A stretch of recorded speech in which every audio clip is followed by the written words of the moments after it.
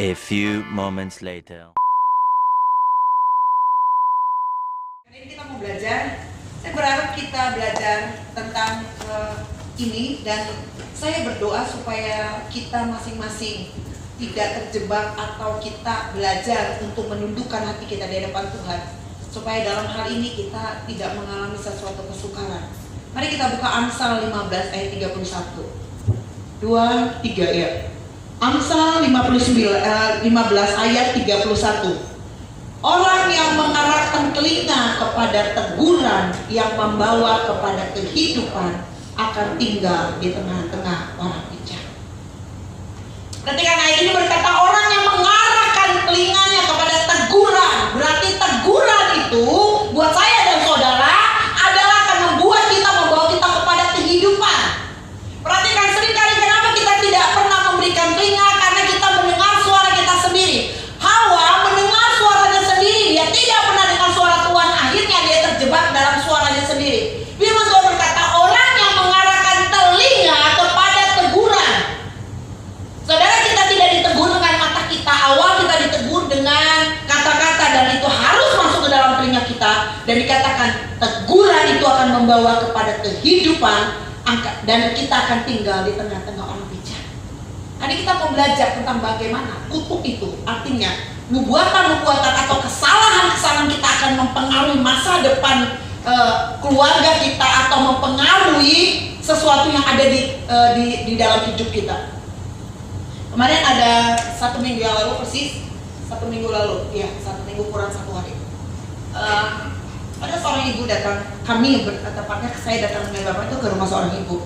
Lalu dia bercerita tentang anaknya yang nakal dan bla bla bla bla bla. Saya terdiam dengannya. Lalu saya nggak mungkin tegur karena dia orang Batak. Nggak mungkin saya tegur, saya bilang begini, bapak salah, ibu salah nggak? Saya berbicara dengan dia dan saya bilang begini, seharusnya kita belajar dari pengalaman anak kita. Artinya begini, apapun yang terjadi dengan anak kita, yang salah kita dari orang tua.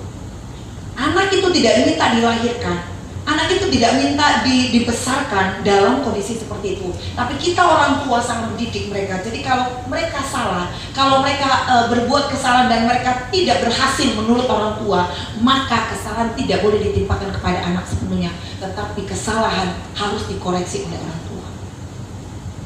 Lalu dia diam dan dia seperti tidak berterima, tapi bagi saya nggak peduli. Kita akan lihat bagaimana ayat ini pernah menegur Daud, dan ayat ini akhirnya terjadi dalam keluarga Daud. Mari kita lihat 2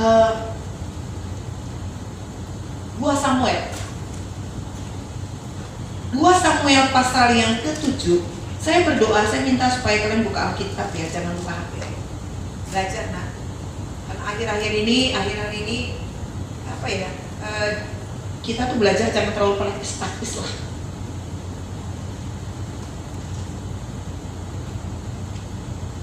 Coba kita buka 2 Samuel pasal yang ke-7 ayat 14. Kalau boleh anak-anak kapan belajar ya untuk pegang Alkitab ya. Karena kalau kita pegang HP tergiur, tergoda untuk buka sesuatu. Ya, oke, sudah ketemu, kita baca 2, 3 ya. Aku akan menjadi bapamu dan ia akan menjadi anakku. Siapa? Daud. Ini Daud ya. Ini diberikan kepada Daud.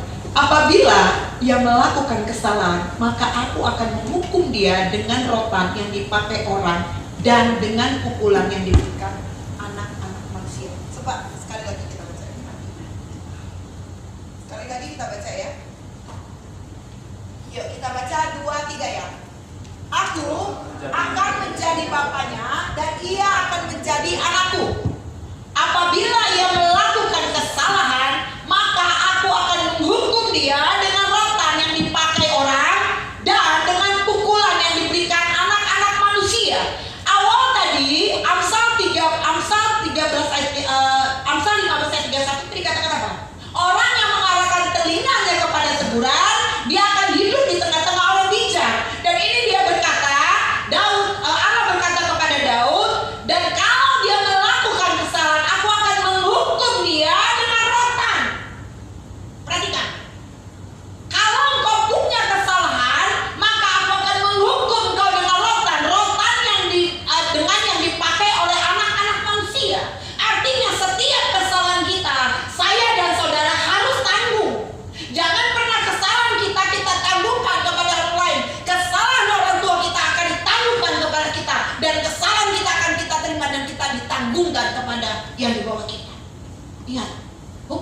Tuhan itu berlaku hukum tabur Tuhan. Apabila ia melakukan kesalahan, aku akan hukum dia. Virus corona salah satu adalah hukuman Tuhan supaya orang berpaling kepada Tuhan. Kalau dicari-cari, ada yang bilang sebenarnya virus itu dari Cina. Sebenarnya virus itu sudah lama, ya. Tapi kenapa kita lihat Cina, gereja ditekan. Lalu yang kedua, orang-orang itu tidak lagi menghormati. Mulai sekarang apa? Kawin campur, mulai lagi lesbi, semua ada di situ. Dan itu negara komunis. Dan kalau Tuhan melemparkan sesuatu, saya mengatakan itulah cara Tuhan untuk menghukum. Nah, pertanyaannya adalah, Bu, kita bisa kenal? Bisa. Kalau sistem imun kamu dan aku itu gak kuat. Tapi kalau tidak diprotek oleh Tuhan, gak ada satupun yang bisa mencabut kita. Amin. Sekarang kan di dalam bahaya. Sampai salaman juga kayak gini ya. Ya, udah gitu apa? Gak boleh pelukan. Betul ya? Ya, ada satu teman saya sekarang lagi jalan-jalan ke luar negeri. Dia ke Australia, dia ke Jerman, di mana saya bilang, saya nggak bilang, tapi teman saya dia kasih firman, kamu gak takut? Dia bilang, kalau Tuhan ada bersama saya nggak perlu takut. Sekarang orang terlalu lebay. Kemarin dia bilang, Mama, itu masker harganya 6.000, tadinya berapa? 2.000. Saya ingat firman Tuhan, secupak tepung sedina itu akan mahal. Artinya apa?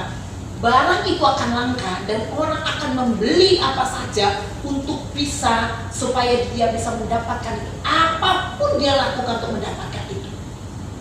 Dan ini ketakutan. Tuhan katakan, aku akan menghukum orang yang melakukan kesalahan. Tidak mungkin ada terjadi sesuatu tanpa ada sebab dari kita. Ya, Dokter Terawan mengatakan begini, Indonesia ini kenapa tidak terlalu banyak terkena virusnya? Karena Indonesia banyak berdoa. Dan itu ditentang oleh para menteri dan juga MPR. Saya cuma ketawa. Saya yakin ini, virus itu tidak akan mati. Sampai kapanpun tidak akan mati. Tetapi dia mungkin diinkubasi di dalam tubuh kita. Atau dia akan kena kepada orang tertentu. Tapi saya percaya ayat ini, aku akan menjadi bapamu dan dia akan menjadi anakku. Apabila ia melakukan kesalahan, aku akan hukum dia. Saudara, mulai hati-hati dengan Tuhan ya. Tuhan itu maha pengasih, tapi juga Tuhan mau menghukum kita karena ini janjinya. Kita lihat apa sih hukumannya.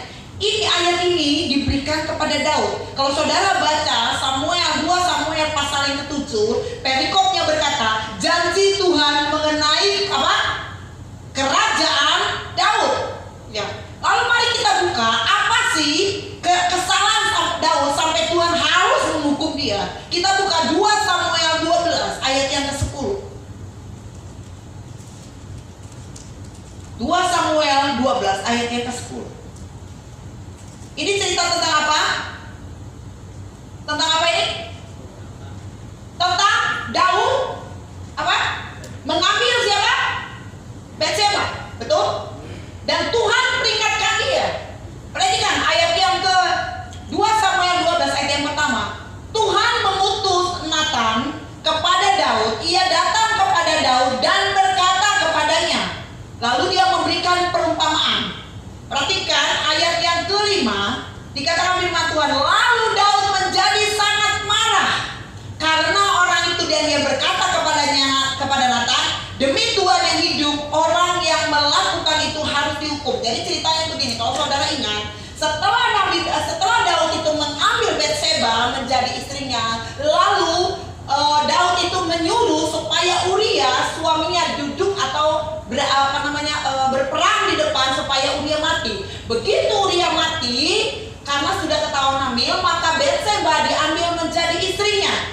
Ya, saya mau mengingatkan kita supaya kita fresh kembali. Lalu yang setelah itu Tuhan mengutus Nabi Nathan untuk memperingatkan Daud. Iya, semua kesalahan firman Tuhan katakan, aku akan menghukum orang yang lari atau melanggar firmanku. Dia mengutus Nathan. Lalu Nathan memberikan perumpamaan tentang 2 ekor. Nanti kalian bisa baca. Dan Daud marah. Perhatikan ayat selanjutnya. Ini menarik. Ayat yang ke-10. Ya, 2 Samuel 12 ayat ke-10. Dia katakan begini. Ayat 9 dulu ya. Ayat 9. Mengapa engkau menghina Tuhan dengan melakukan apa yang jahat di mata Uria? Di matanya orang Uria, mengapa engkau menghina Tuhan dengan melakukan apa yang jahat di matanya? Uria orang Het itu kau biarkan ditewaskan dengan pedang, istrinya kau ambil menjadi istrimu, dan dia sendiri telah kau biarkan dibunuh oleh pedang Bani Amon. Jahat ya. Tapi ya, ini dia. Ini nubuatan yang akan terjadi atas keluarga Daud. Ayat 10. Oleh karena itu, pedang tidak akan menyingkir dari keturunanmu sampai selama-lamanya, karena engkau telah menghina aku dan mengambil istri Uria orang itu untuk menjadi istrimu. Beginilah firman Tuhan, bahwasanya malapetaka akan kutimpakan ke atasmu yang datang dari kaum keluargamu sendiri. Aku akan mengambil istri-istrimu di depan matamu dan memberikannya kepada orang lain. Orang itu akan tidur dengan istri-istrimu di siang hari, sebab engkau telah melakukannya secara tersembunyi, tapi aku akan melakukannya di depan seluruh Israel secara terang-terangan. Ini nubuatan yang terjadi atas keluarga Daud, karena Daud sudah berdosa kepada Tuhan. Dia mengambil Betseba, lalu dia membunuh Uria dengan menempatkan Uria di garis depan, sehingga ketika Uria mati, dia ambil Betseba menjadi istrinya. Itu ceritanya. Lalu Nabi Nathan disuruh Tuhan untuk mengingatkan dia, dan ini hasil dari sebuah kejahatan. Ada 3 nubuatan. Perhatikan yang pertama. Yang pertama adalah ayat yang ke-10. Oleh sebab itu pedang tidak akan menyingkir dari keturunanmu sampai selama-lamanya. Artinya dari keturunan Daud sampai hari ini, siapapun yang berasal dari keturunan Daud akan terjadi perang dan bunuh membunuh. Kenapa? Karena kesalahan Daud. Lalu yang kedua, ayat yang ke-11. Beginilah firman Tuhan, bahwasanya malapetaka akan kutimpakan ke atasmu dan datang dari kaum keluargamu sendiri. Akan ada nanti sesama mereka, keluarga-keluarga mereka, anak-anak mereka yang terus akan berperang dan berperang. Itu terjadi setelah Daud selagi hidup. Lalu yang ketiga, ayat yang ke-11b. Aku akan mengambil istri-istrimu di depan matamu dan memberikannya kepada orang lain. Orang itu akan tidur dengan istri-istrimu di siang hari. Kenapa? Sebab engkau telah melakukannya secara tersembunyi, tetapi aku melakukannya di depan seluruh Israel. Saudara, kalau ada Tuhan mana tadi? Kalau kamu ngambil Betseba itu tersembunyi, kamu diam-diam, tapi nanti kamu akan lihat bagaimana istri-istrimu akan diambil oleh anakmu sendiri, dan istri-istrimu itu anak-anakmu akan tidur dengan istrimu, dan seluruh Israel tahu perbuatanmu sebenarnya. Kita lihat perbuatan yang pertama terjadikah? Terjadi. Kita lihat 2 Samuel 13 ayat 22. Ya. Ini cerita 2 Samuel 13, supaya kalian tahu, nanti saya sedikit ceritakan. 2 Samuel 13 ini bercerita begini. Daud itu punya istri. Istrinya banyak. Ya. Salah satu istrinya itu melahirkan anak Absalom. Satu istrinya melahirkan Amnon. Ya. Lalu istri yang Absalom ini punya adik namanya si Tamar. Oke, Tamar itu cantik, Absalom ini juga ganteng. Tamar ini adalah kakak tirinya atau adik tirinya dari si Amnon. Jadi mereka satu bapak, beda ibu. Perhatikan pasal yang ke-13, ini awal dari malapetaka itu harus terjadi atas keluarga ini. Setelah berat besar, itu yang namanya laki-laki. Perhatikan ayat yang ke 2 Samuel 13 ayat yang pertama. Sesudah itu terjadilah yang berikut. Absalom bin Daud, artinya kalau Saudin itu bapaknya ya, dari bapaknya, marganya lah, dari marganya begitu. Mempunyai seorang adik perempuan yang cantik, namanya siapa? Tamar. Dan Amnon bin Daud jatuh cinta kepadanya. Ini gila kan? Gila ya? Itu saudara nggak? Itu siapa dia? Saudara tiri, satu bapak? Iya, kenapa? Karena tadi, karena kesalahan daripada Daud harus dibayar anak-anaknya. Lalu perhatikan selanjutnya. Ayat yang kedua, hati Amnon sangat tergoda sehingga ia jatuh sakit karena Tamar. Orang jatuh cinta bisa sakit ya. Hati-hati ya. Makanya Agnes Monica bilang cinta itu tak masuk logika. Ya. Saya nggak tahu sakit apa, nggak bisa makan, saya nggak ngerti. GoFood juga nggak dikasih, nggak mempan juga. Oke. Perhatikan ya. Lalu dikatakan mungkin karena nggak kesampaian kali ya. Lalu jatuh sakit, saya berharap di sini nggak ada, terlalu lebay. Ya.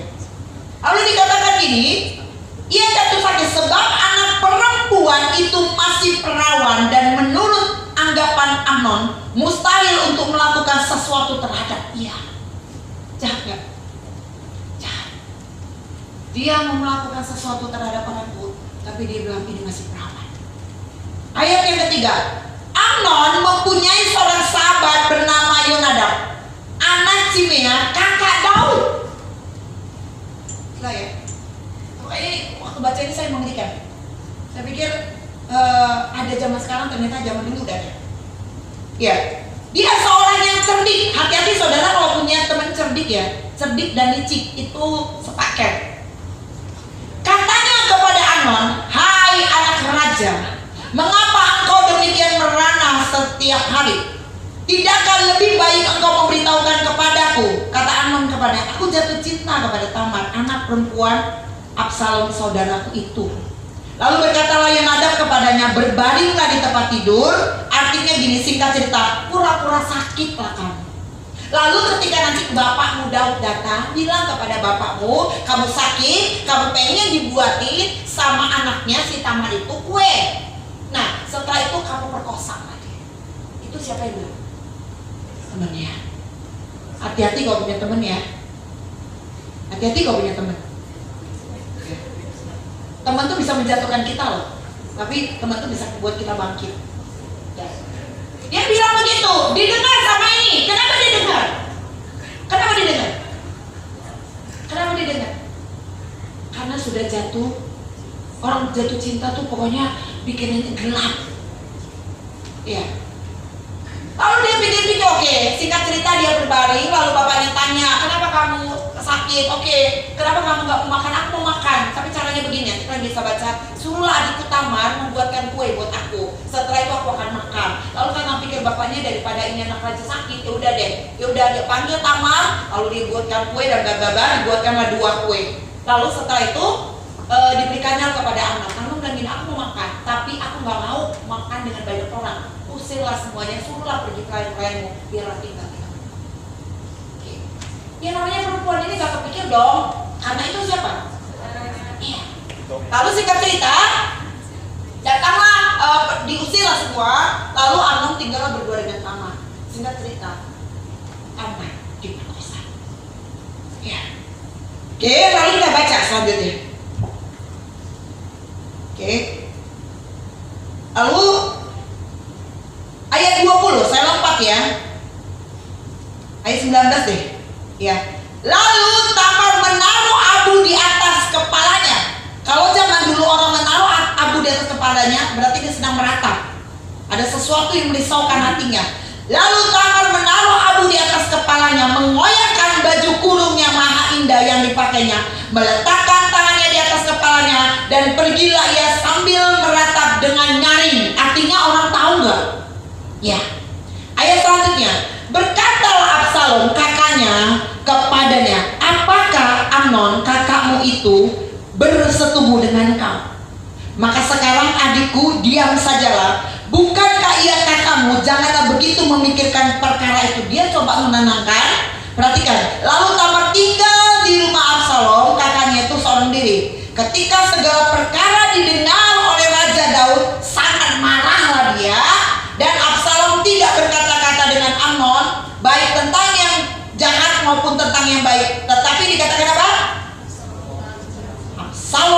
benci Amnon. Inilah akhirnya tergenapilah nubuatan pertama. Dengar ya, setiap apapun yang kau lakukan pasti ada upah yang kau terima. Oke, perhatikan ayat selanjutnya. Ini menarik ya. Ayat yang ke-13, maksudnya 2 Samuel 13, itu Amnon dibunuh oleh Absalom. Karena apa tadi? Karena benci. Perhatikan ya, ayat yang ke-31. 2 Samuel ayat yang ke-31.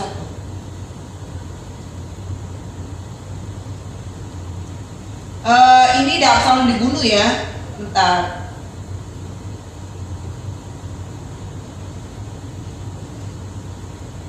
Oke, ayat yang 31 deh. Lalu bangunlah raja, dikoyakannya pakaian dan berbaring di tanah. Semua pegawai yang hadir padanya mengoyakkan pakaian. Maka bicara Yonadab anak Simea, kakak Daud, katanya, janganlah tuanku menyangka bahwa semua orang muda anak-anak raja itu telah dibunuh. Hanya siapa? Amnon yang mati. Sebab hal itu telah terlihat dari air muka Absalom sejak Amnon memperkosa adiknya. Jadi waktu dia benci, dia punya keinginan untuk membunuh. Tapi saya mau bilang, pembunuhan bisa tidak terjadi kalau tadi yang namanya nubuatan tentang apa yang dikatakan kepada keluarga Daud itu bisa saja. Sebenarnya Amnon itu bisa saja tidak terbunuh, tapi karena Amnon juga memberikan telinganya, dia harus dihukum oleh karena kesalahannya. Ketika Absalom tahu bahwa ini adiknya diperkosa sama Amnon, sejak itu dia punya ikhtiar. Saya mau bilang tukang adik. Nubuatan tadi pertama kali 2 Samuel tadi. Nubuatan yang pertama coba apa tadi? Ayat 10.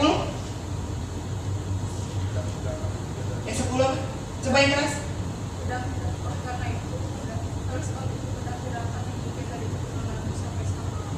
Iya. Pedang tidak akan menyingkir dari keturunanmu sampai selamanya. Karena engkau mengambil Betseba dengan cara yang licik kau ambil Uria, maka tidak akan pernah pedang lepas dari keluargamu. Saya mau bilang, apapun yang kita alami adalah sesuatu dari masa lalu. Tuhan gak mungkin memberikan sesuatu kepada kita yang tidak baik kalau kita tidak pernah kerjakan yang tidak baik.